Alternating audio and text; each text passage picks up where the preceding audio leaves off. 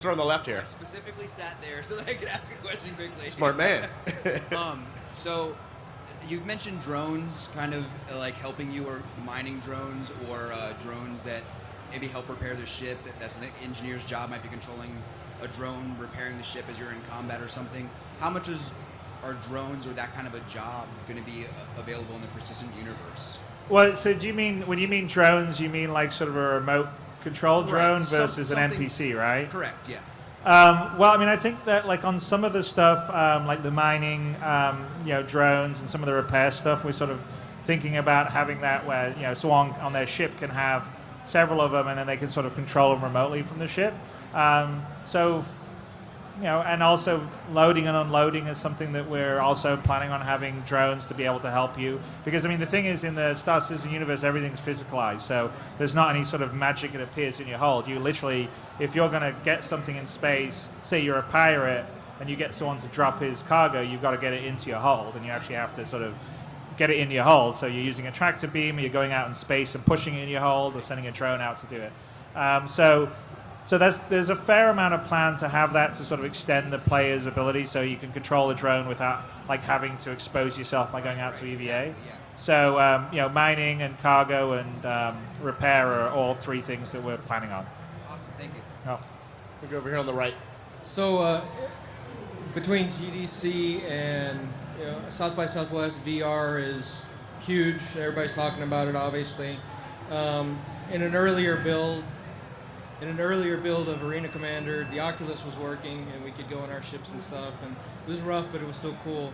Now it doesn't seem to work. Are you guys going to be bringing that back into Arena Commander in the near future? I know you're busy on Persistent Universe and stuff, but... So basically, I mean, there's a new version of CryEngine, which is probably the last one we're going to integrate properly to the game, which is 3.7, which is we have a preview of it now. That has all the new CryEngine Oculus Rift stuff that they were showing at GDC. So one of the reasons why we haven't bothered fixing the old stuff is because we're shifting to this new system and it's already got it working. So it's more a matter of when we integrate it. It's a little complicated for us because we're live, so integrations of the new versions happen in a separate stream. So Arena Commander, that like the 1.1, won't have 3.7 in. So 3.7 is probably going to go in something that will get released probably around about, I would say that it would happen for the multi-cruise ship combat. And then it will be there. And, our plan is to support, it's not just Oculus Rift, but we will support, pretty much most, VR stuff that makes sense. So if, the Valve stuff's there and it's good, then we'll be supporting that. I mean, we believe in VR. We think it's pretty awesome. So it's just a matter of resources. And even though we've got 300 people working on the game, it feels like we could have 600 people and it still wouldn't be enough. Cool, thanks. On the left? Yes, please. I had a question concerning player-run servers.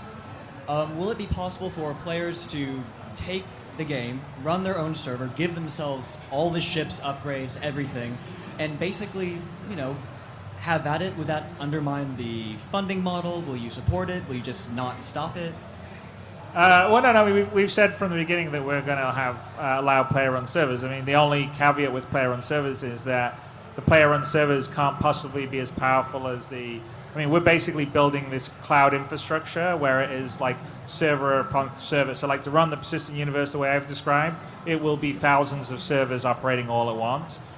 So the player-run server is going to be much more like sort of the freelancer model, which is obviously more powerful than freelancer, but it'll be sort of like you'll be able to have 100 people or whatever the limit is for one server run in the universe, and then whatever the person that's running their own server will be able to sort of set the rules of that and mod it the way they want.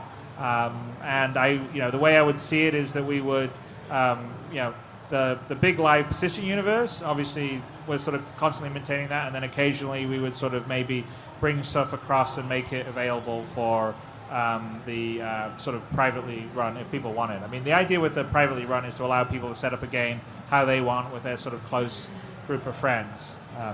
So I don't know if that answers your question, but that's kind of our plan. Thank you. On the right? Okay, so I was noticing in the Salvager description that there's going to be a lot of hunting for artifacts at the moment. Have y'all put any thought on how it's going to work if you're looking for something from a long dead civilization and then marketing that black market or white market? Well, yeah. I think our plan is that we will have alien artifacts and maybe one or two sort of precursor civilizations.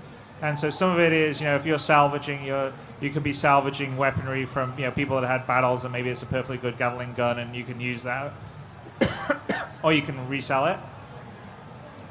And then the idea is there potentially could be some alien artifact that maybe you can get and maybe you can't use right away, and then you have to it's like a mini mission quest where you got to go and find some scientists that can help unlock it, and then you've got to find someone that can modify it into another weapon, and now all of a sudden you can create a cool sort of fairly unique or unusual weapon that has some features or power that maybe you wouldn't normally have. And that's sort of the idea with kind of like salvaging. So that's like the way you would think of it is a very rare item that you could get, and then you'd have to do some level of crafting to be able to utilize it.